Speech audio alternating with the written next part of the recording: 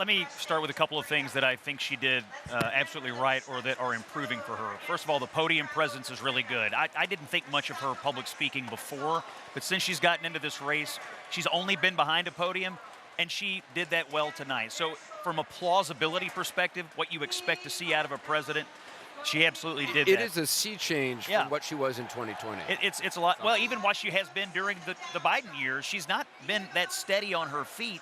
But behind the podium, off a prompter, in a big speech, she obviously can do it. That's number one. Number two, as an image matter, she looks young, she looks coherent, she seemed calm. So she's the anti-Biden, right? I mean, that's what was the problem with the Democratic campaign.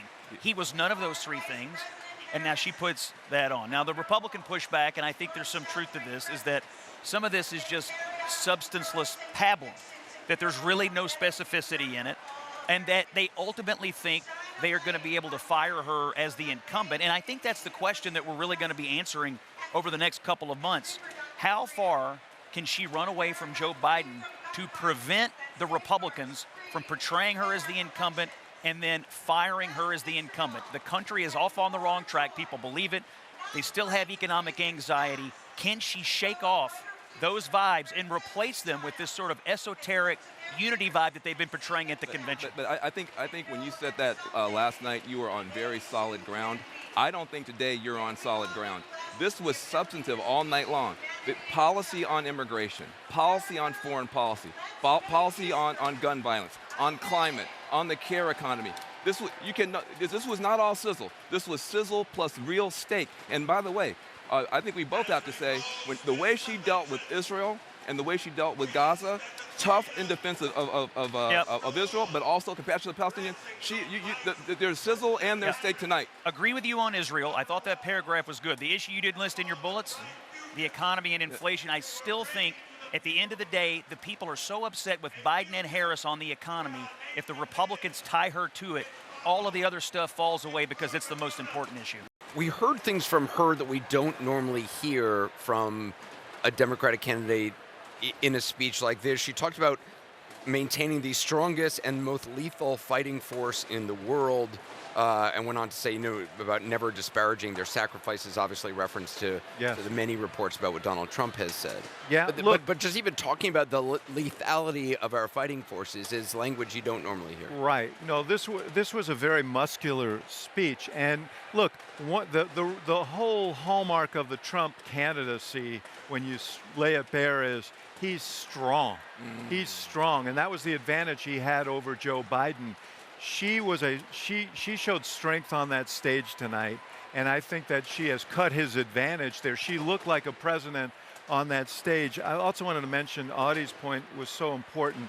To me, having done this for a while, biography is really, really important because it's the way in which people take the measure of whether they can believe what you're saying.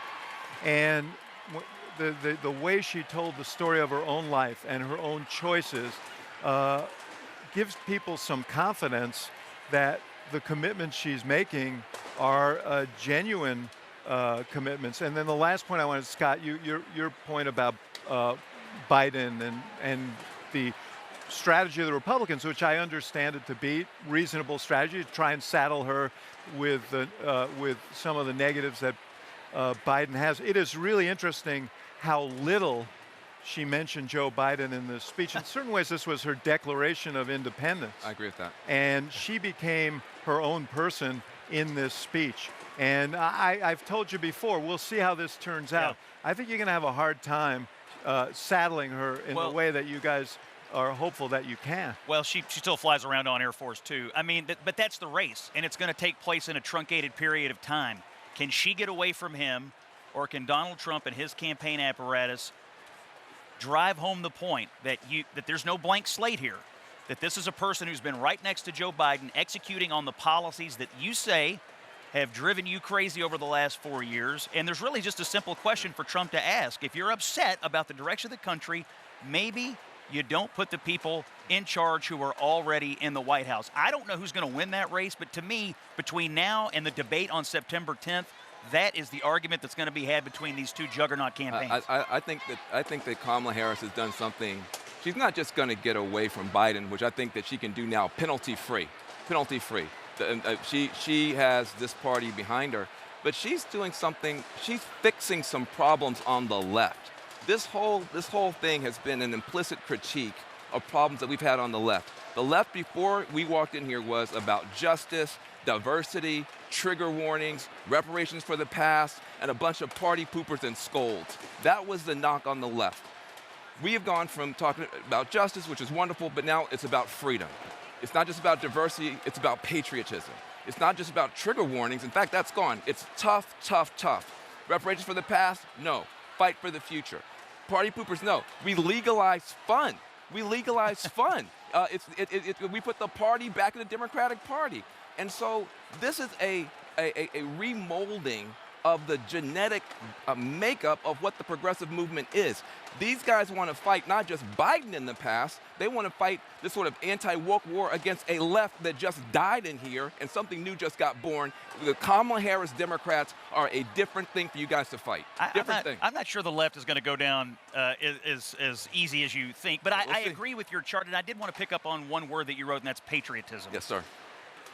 I do think that Republicans should pay attention to what happened in this hall tonight and the power of patriotism. It is a powerful thing.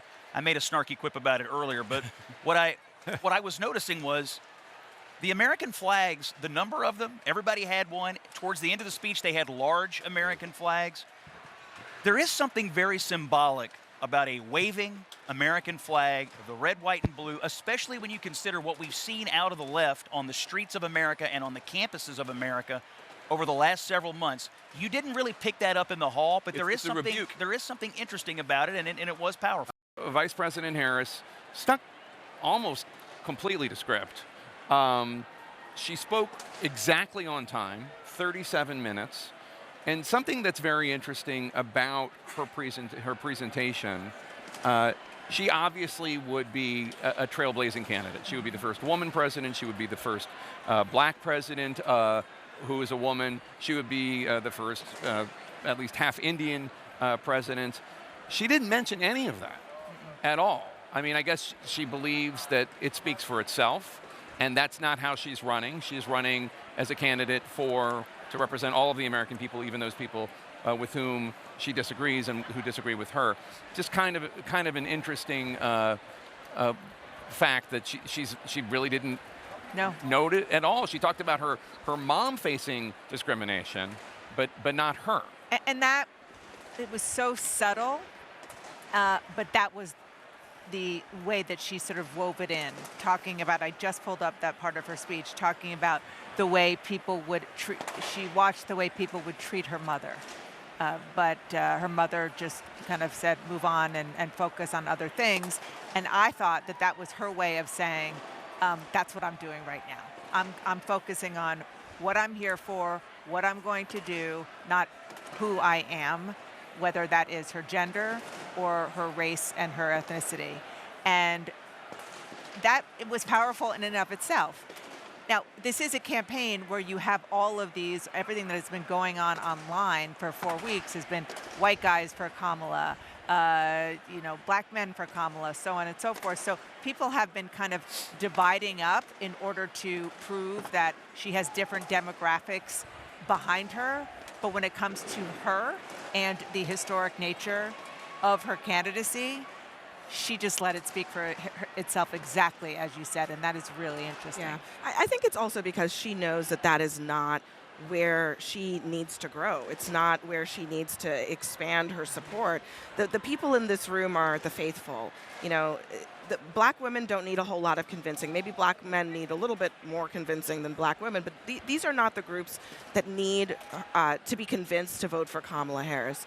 She was speaking today for a broader swath of the electorate who wants to understand whether she's prepared to be commander-in-chief. They want to understand experience and the skills, the values, all of that.